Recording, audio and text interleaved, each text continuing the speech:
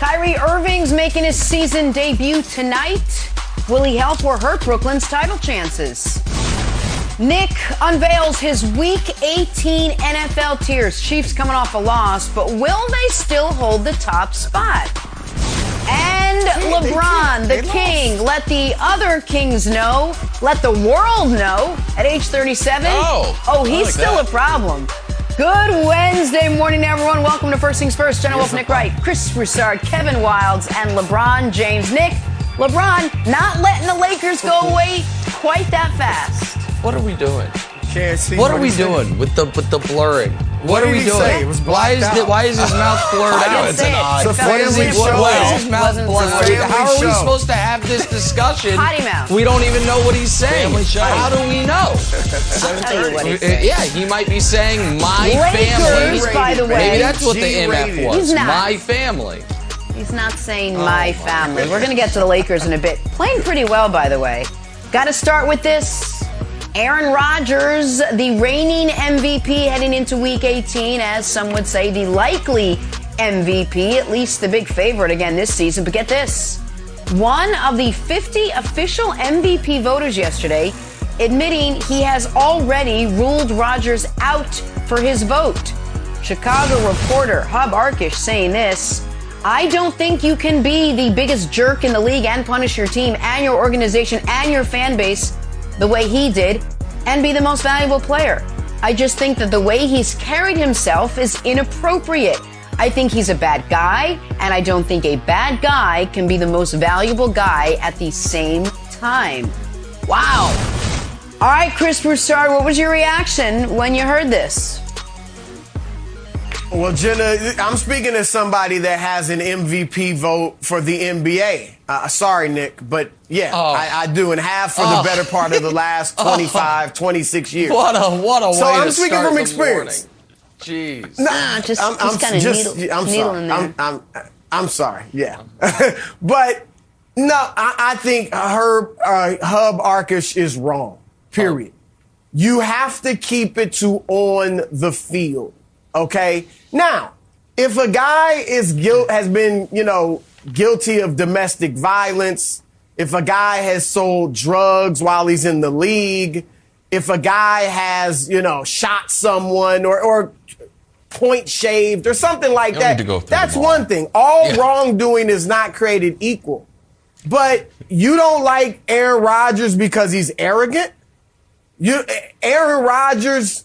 you don't like that he demanded a trade in the offseason? You don't like that he lied to the media. The media. He didn't lie to his teammates. He didn't lie to the organization. And he's wrong. Don't get me. I'm not defending what he did with the immunization. But he did. His teammates and the organization knew his status. It was the media that he lied to. So, and then to say he's the worst guy in the league, I mean, we just saw what Antonio Brown did, quitting on his team, and Antonio Brown's track record. There are guys guilty of, as I mentioned, domestic violence and hitting women and things like that. So he went way too far. And this is just wrong to hold that against Aaron Rodgers. He said he's not the only voter who feels this way. He said he knows for a fact, he guarantees that someone else is not going to vote for Rodgers. So hopefully if the voters feel he deserves it on the field, then he'll get the award. Yeah. And Nick, how far do you carry this? Do you say that a guy, because you don't like his character or his personality, he can't make the Pro Bowl? That, he can't be in the Hall of Fame? I know there were character, questions about the Hall of Fame too, criteria. But obviously, you got some guys in the Hall of Fame who've done some crazy stuff. So I think this is wrong all the way around. Well, I think you're looking at it from an interesting angle. I want to kind of put it on its head in a moment. But first, I have some biases to disclose here. The first one is this. I picked Aaron Rodgers to win MVP before the year. I also, a couple months ago, when it was not trendy, when it was not popular, sat here and said he's the MVP. I think Wildes and Broussard still had Brady winning it. Maybe Wildes had Russell Wilson. I'm not sure. We'd have to check the archives. Other disclosure here. As I'm sure all of our Chicago viewers, listen to the Parkins and Spiegel show on a nearly daily basis. I've known Danny Parkins for 20 years. It's a great show, and I listened to this full interview. And I want people to understand that Hub Arkish's biggest issue with Rodgers is not vaccination related. It's actually off-season related. He said going into the year, he had basically decided Aaron Rodgers was ineligible for league MVP. I obviously disagree with that because I think he is the league MVP. But, Wilds, before the woke mob comes to put poor Hub Arkish in his cancel culture casket, let me defend him a bit. Are you coffin or casket? Because this same exact rationale is used to make MVP cases quite often. When we were debating Rodgers versus Brady, Brady's offseason, Brady bringing the team together, Brady holding workouts, Brady being the ultimate leader, Brady being the reason guys come there, those don't show up in the stats. And yet, when MVP cases are close, Wilds, we often pull from them. So, if Hub Arkish or others believe that Rodgers' offseason hurt the team, that Rodgers' vaccination status hurt the team, and he thinks it is a close race, and that therefore knocks Rodgers from 1 to 2 or 1 to 3, I think that's totally legitimate and is part of MVP voting that always, it's never, the reason I pushed back when I was making the can Mahomes get in the conversation discussion, which he obviously is not anymore.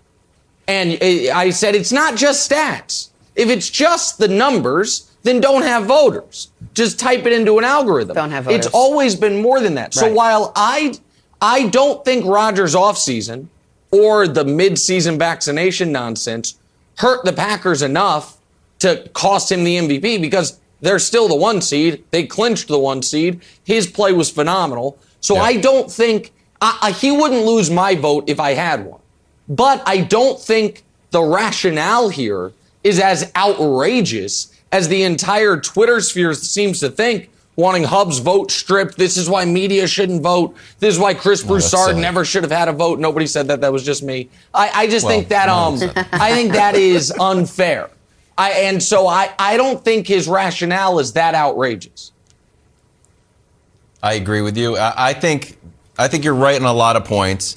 I think this raises 3 interesting questions. And Broussard, you touched on the first one. Number 1, what are the parameters of MVP? If it's just on the field, let's have robots vote on it. And certainly you went to the extreme of, illegal stuff happening. That obviously is out. But where do we land? Obviously, Brady gets credit for building that team. But what if you're a bad tipper? Does that hurt your case? What if Aaron Rodgers, and he actually did this, donated $1 million to 80 small businesses in his California hometown, according to people.com? Does that then weigh towards his MVP? It's a very tricky idea, but the idea that it's just strictly between the lines, I don't think that's necessarily the case. All right, question number 2. I don't know if Hub can determine Aaron Rodgers' motivation. Perhaps all of the offseason drama, what if that was a Jordan-esque thing to fire up the team? We know Devontae Adams and Aaron Rodgers posted that last dance meme, and then next thing you know, they're playing great. So maybe what Hub views as, a distraction is actually motivation. And the third question is this, Broussard. Why is there so much outrage towards this? Why? Because Aaron Rodgers himself, after the vaccination ordeal, the immunization ordeal, was asked by McAfee, hey, you're probably never going to win MVP again. I think that's a legitimate statement. So Broussard, Aaron Rodgers himself expected this to happen. It's almost like he knew that sort of his off-the-field antics, let's say, were going to cost him an MVP votes. Are you surprised there's so much pushback on Hub announcing that he's not voting for Aaron Rodgers? I'm not surprised, and I think it's deserving. Now, I'm not saying he should lose his vote, okay? But I think his logic is way off. And it's not even just his logic, because, Nick, you're right. You do take off the field intangibles, if you will, into consideration, right? Tom Brady's great leadership attributes. Yeah. He made his teammates better. He galvanized the locker room. Fine. And we can see evidence of that.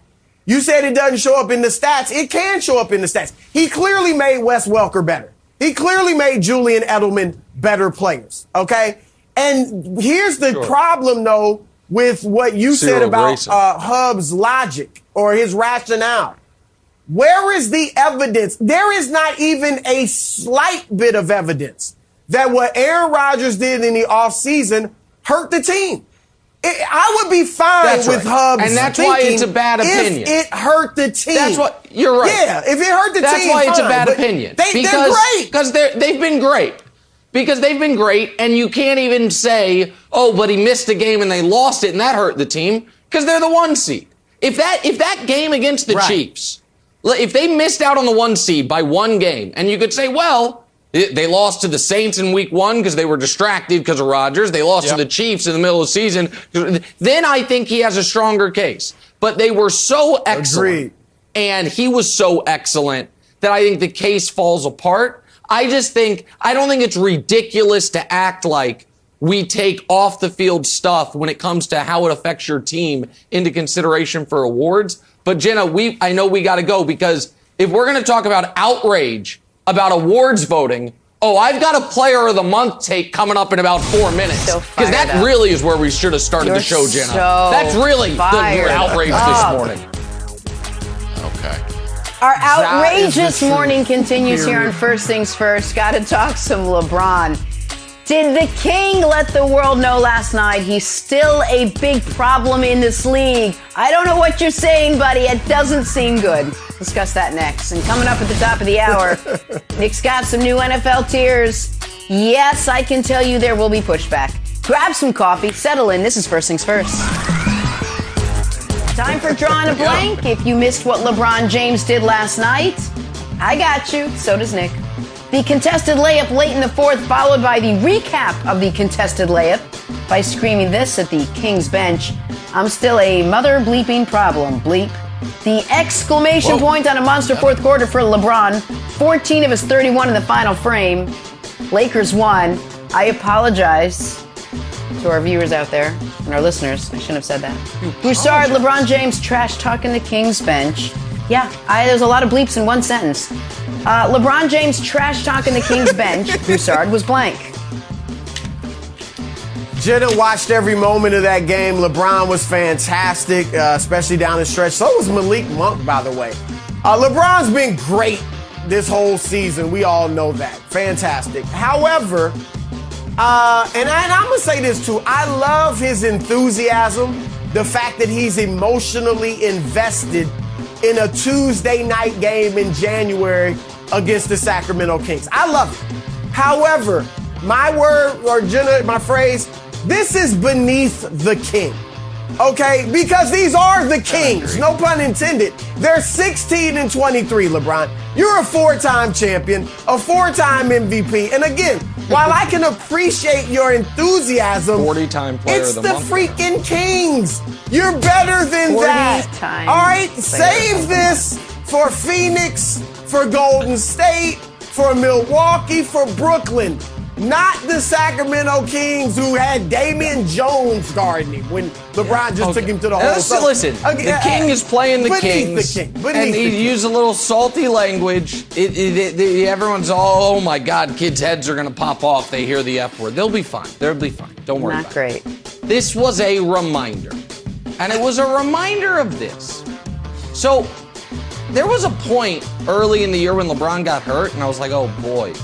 Am I going to have to retool the player pyramid where Giannis is 1 and then there's LeBron and KD right beneath him? Is LeBron going to have to drop? And the answer is, no, I'm not. It's a reminder that LeBron still has an argument that if you were to, you could pick any player in the league for a series or a game, that somehow it's still him. Now, I think Giannis has earned that by what he did in the series that was the finals and in the game that was game 6. But after Giannis, if you're asking me right now, would I rather have for an NBA Finals series, LeBron or KD, LeBron or Steph, LeBron or Jokic. There's no question. Well, there's a question with KD. It's close with KD. There's no question LeBron or Steph. There's no question LeBron or Jokic. So it's a reminder, Wilds, that in year 19, where the most points ever scored per game in year 19 was Kareem at 14 a game, and LeBron is currently second in the league in scoring at nearly 29 a game, that the king somehow stays the king. Aside from maybe Giannis, but, he's more of a monarch. I think that's what they do in Greece, so it's a little different. Go ahead. Yeah, I don't know if that's necessarily true about the Greece government. Okay, I thought it was, Broussard, I thought you made a great point. I thought you had actually some sober arguments as well, Nicholas. I thought the story here, Jenna, was that we had another historic moment in this Lakers game. Was it LeBron being robbed of his 41st player of the month? It was not. It was Russell Westbrook breaking his turnover streak. He had gone 407 games with a turnover, no turnovers. So congratulations, 6 Russ. years. Another record Crazy. broken.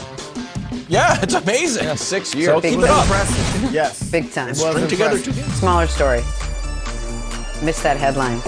Hey, we're back talking NFL tiers. Are Patty Mahomes and the Chiefs still on top? Tune in for this. I promise you fireworks will be had. If you are here for the tiers, you have come to the right place. Patrick Mahomes and the Chiefs have been at the top of the tiers for weeks now, but will a Week 17 loss shift the balance of power up top? Reminder, guys, to be eligible for the tiers, you have to be alive for the playoffs. With that being said, Nick, take us through the tiers, headed into Week 18.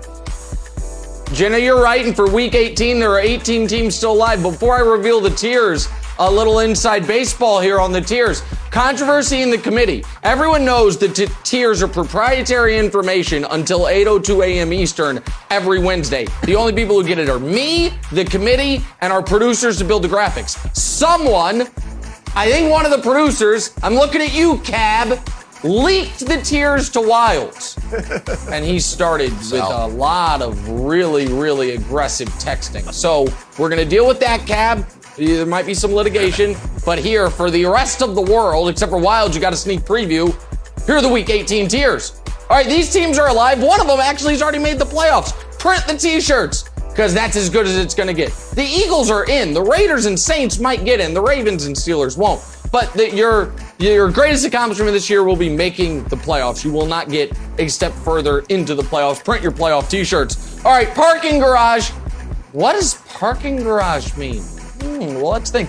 What do all parking garages have in common? Low ceiling. Don't drive your U-Haul in there. You're going to scrape the roof. Oh, come on. Low ceiling. Tried to tell you about the Colts. I tried to tell you about the old Colts. Oh, no, the Colts are dangerous. The Colts are frisky. And then Carson Wentz walks through that door and you're like, Nick was right. The Titans, we'll deal with the Titans later because I know Wilds and Broussard have big issues there because, again, the tiers were leaked. And why are the Patriots there? Have you seen their point differential? Fun fact about the Patriots that I don't know if you know. Jets, Panthers, Falcons, Browns, Jags. Those 5 teams, they've outscored them by 180 points. The rest of their schedule, they have been outscored by 4 points. I don't think you're going to be playing any of those teams in the playoffs since they're not on the tiers. They're not eligible for the playoffs. That's why they have a low ceiling. Next, potentially dangerous. The key here is the word potential. Potential for these playoffs to be dangerous and massive potential for years forward.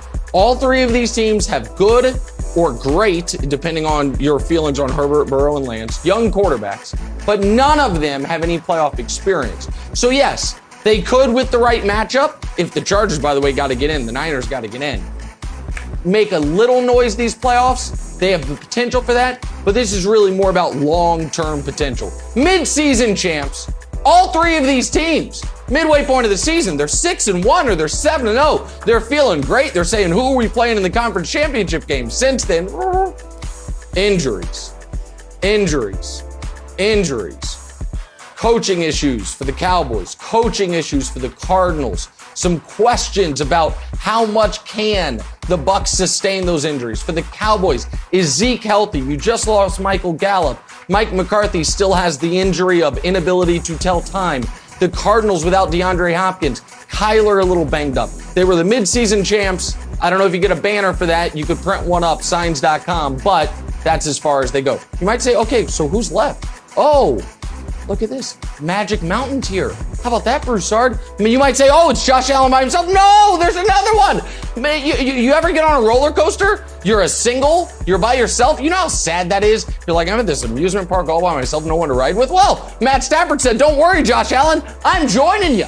We're Magic Mountain quarterbacks together. Josh Allen this week, we haven't talked about it, had the worst game of his career. Matt Stafford has thrown 5 picks in the last 2 weeks, but the Rams have gotten over it.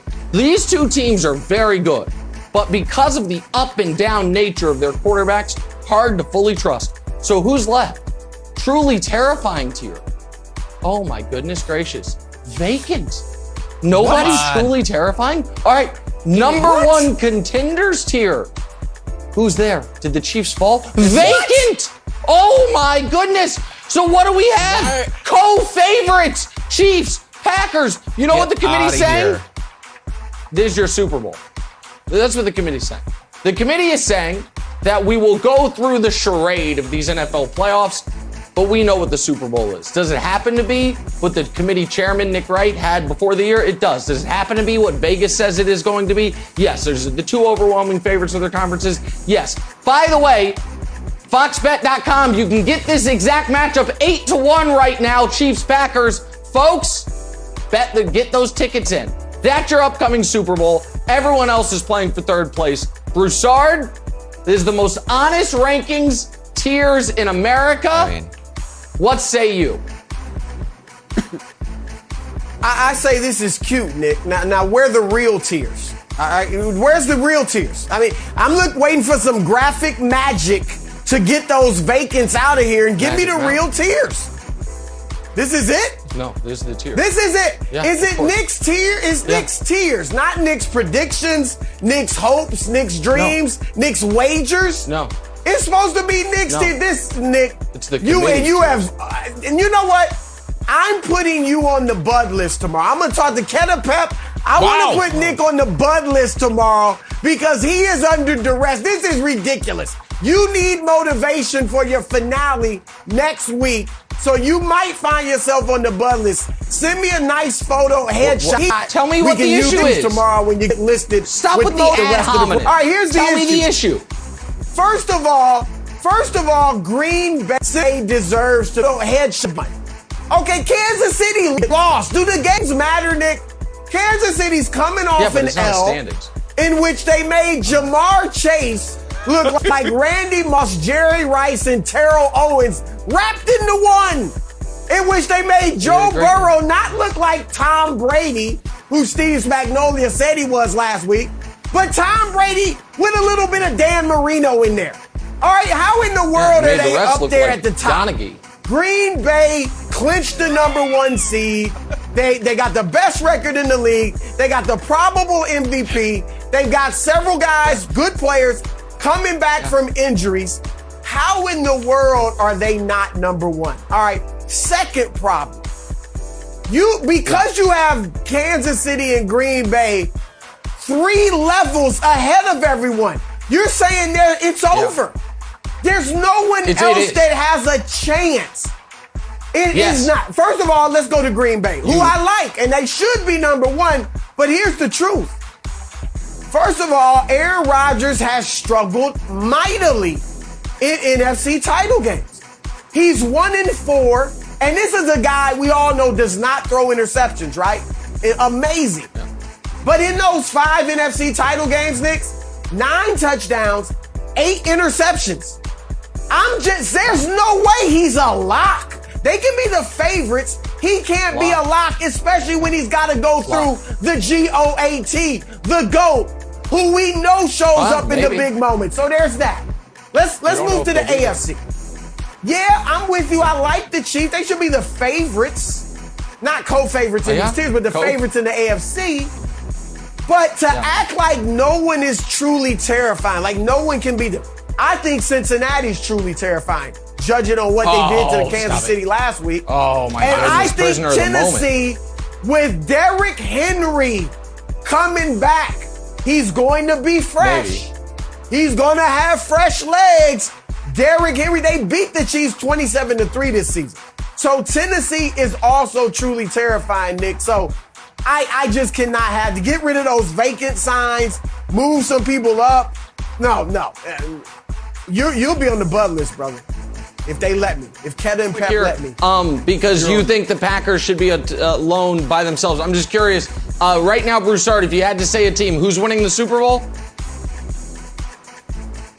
Kansas City. Oh, okay, But thank these you. aren't my We're going tiers. Wild. So okay, that's fine. No, I understand. I get it. That's fine. Go ahead, Wild. But I'm going by what I see on the field right now. You're done. That's my prediction. Go ahead, Wild. That was like a my cousin Vinny moment there. You can never do that. Remember, Broussard, the rule of this show. If Nick asks you a question, never answer it. Just fire back with a question. I know who's not winning it. Never answer the question. That was bad. That was a bad moment for you. Okay. I had a brain freeze. Nicholas? It's all right. You just never answer. It's like you're on the stand. You do not answer the question. Okay. I warned you last week that I was going to pull a Drake. What does that mean? Move to Canada? No. I told you that if you didn't show respect to the #1 defense in the league, if you didn't show respect to the #6 scoring offense in the league, look it up. We score more points in the Rams than we are out. Just like Drake is out of the Grammys. Drake put in a request, I want out. The Grammy said, okay, take the Patriots out. From now on, we abstain from the tiers. So I'm not going to say move us up, move us down. We don't even want to be a part of it. Yes, I can. I warned you last week. I don't think I wouldn't have done it. This is not. I wouldn't have done it on a whim, but I told you last week. You disrespected me again. We're out. Have fun with the ratings now on this segment, now that the Patriots aren't in there. Yeah. So I will move on to the Titans. Here are the 3 reasons I think the Titans should move up. Reason number 1, guess what? Power of the bye. The Titans are the #1 seed. I know everyone thinks, the Chiefs are the #1. No, the Titans are the #1 seed, and they have the Texans coming up. Here's a fun fact, the power of the #1 seed. Since 1990, 79% of the teams that appeared in the Super Bowl had a first-round bye. Now they only have 1. That number is probably going to go up. Reason number 2, been there, done that. Teams that the Titans have beaten, the Colts twice, the Chiefs, and they beat the Bills. Honestly, they ran all over the Patriots, who are abstained from the tiers, but they will still be in the arguments. Nobody has more wins against current or potential playoff teams than the Titans. And reason number 3, ooh, is that King Henry's music? Literally? Oh my goodness. What if the #1 seed got the best running back of the decade all of a sudden? Ooh, they've already been running great with him. They ran great without him. I think Tennessee will be fantastic. They got better. They're the #1 seed. They got better. Please move the Titans up the tiers. Good stats there. I will not move the Titans up the tiers. And Wilds, I know you don't answer questions, but I just want to hear the number again. What's the percent of teams since 1990 that have had the bye, that have made the Super Bowl? Was it 79%? Is that what you said? Was that the number on your stat? Because I don't have it. You should pay attention. It is 79%. I will answer statistical questions. 79% according to Okay, Dustin. thank you. Well, here's a fun one. In that same time frame, teams that are a top 2 seed that have made the Super Bowl, also 79%. The Chiefs right now are the 2 seed. I don't care not that the Titans are the bye. And by the way, they might not have the bye. Oh, well, not yet. The season's not over, my friend. All it takes is a Titans loss. Oh, the Titans are playing the Texans. How could they lose to them? Oh, I don't know. Why don't you ask them how they lost to them a month ago? In Tennessee. Now the game's in Houston. Hostile environment. So let's not just, let's not Sharpie in the Titans for the bye just yet. But that's fine. Fair point. I do understand. Wild Super Bowl before the season, to be fair, was Seahawks, Titans. He's going with, Russell Wilson, Ryan Tannehill. Russell Wilson's now gone, and the Titans he's holding on hope to, but deep down he knows. They are right in that parking garage with the Patriots and the Colts. Parking garage. Are we stuck? Can we deflate the tires and push this thing out? What are we gonna do here? How insulting. Parking garage. That was great. Switch some gears, talk some hoops. Guess who's back tonight? Kyrie. Will his return help or hurt Brooklyn's title chances? Let's talk about that next. First things first, on a Wednesday morning. Rolling on. We gotta talk some Kyrie Irving this morning. The Nets point guard making his highly anticipated season debut tonight. We'll get to see Kyrie tonight. Of course, he's in Indiana. Can't be home in Brooklyn. Brooklyn's gotten off to a pretty good start without him, though. 23-12. Second place in the East. And now they add Kyrie to the mix on the road, where they've been a league best 13-3 this season. Broussard, what does Kyrie's return mean for the Nets' title chances? Well, before I answer, Jenna, let me give the context, all right? And this is how we should discuss this. It is championship or bust for the Nets, period. It's not get the number one seed, get to the finals or bust. It is championship or bust. Nick, you've brought this up before. This is the third season with Kyrie and KD in Brooklyn, and they have yet to get to the finals, let alone win the championship. Or conference okay, finals. and James Harden is a free agent. Now, we don't know what he's going to do, right? So this group, this trio, could be done after this season. So championship or bust. That being the case, Jenna, this helps the Nets' chances of winning the championship. It just does. And I was one that 3 months ago when they told Kyrie, you can't play in road games if you're not going to be available for home games, I applauded the Nets. I thought it was the right move. Now, not because, they took a stand, but because I thought they could win it without Kyrie. I thought with James Harden being the superstar he is, and with Kevin Durant being the superstar he is, and a nice little collection of role players, that they could win the championship even without Kyrie. I no longer believe that. Even though James Harden has had a nice little spurt recently, he has not been the superstar we've all come to know and love. He's been an all-star, and that's it. And that is not enough to beat the Milwaukees of the world if they're healthy. Heck, maybe even Miami, if it is healthy. All right, and let alone, that's not even mentioning the juggernauts out in the West. So now you bring back Kyrie Irving, and I get it. It's not ideal, Nick. There could be issues, but it's your best shot. That's all it is. Shoot your shot. Yeah. This is your best chance. As long as everybody's on board, and KD's on board, Harden's on board, the role players have no choice. Get on board. Then this could work out for them. Because it's not like in the playoffs, Nick, that they won't have a shot to win home games without Kyrie. You still got Durant and Harden, so you can win a couple home games too. Which is what they So I think it makes them better. I think that this would work on NBA 2K. I don't think it will work with real live human beings. I think they have a worse shot at rather than simply, pushing through Harden's struggles and trying to get Harden back. And by the way, right around Christmas, he had a week where he was playing as well as he's played as a Net. Try to get that version of Harden close to full time. Now, the real basketball advice, Wilds, I would give is this. Won't happen. I think it's the smartest thing they could do. Kyrie should be their sixth man.